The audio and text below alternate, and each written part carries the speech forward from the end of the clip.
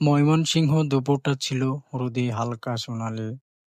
জয়নুল আবেদিন পার্কে মানুষ কম, গাছের ছায়ায় ছড়ানো নীরবতা। মাঝে মাঝে শুধু পাখির ডাক। সূর্যের আলোর পাতার ফাঁক দিয়ে নেমে আসে। পার্কটা কেন যেন একটু অলস, একটু শান্ত করে রাখে। ঠিক পাশেই ব্রহ্মপুত্র নদ।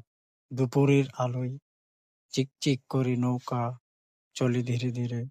আর বাতাসে আসে গরমের সঙ্গে মিশে থাকা নদীর ঠান্ডা গন্ধ।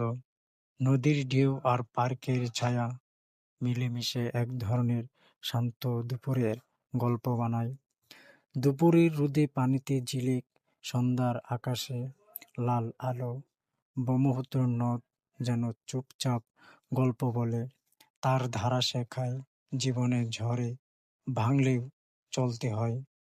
নদীর পাশে বসলে মনে হয় হালকা শান্তি আসে, আর সময় কিছুক্ষণের জন্য থেমে যায়। এজন্য মনে হয় শহরটা এই সময় একটু থেমে গিয়ে নিজের মতো করে শ্বাস নিয়ে বেড়াচ্ছে।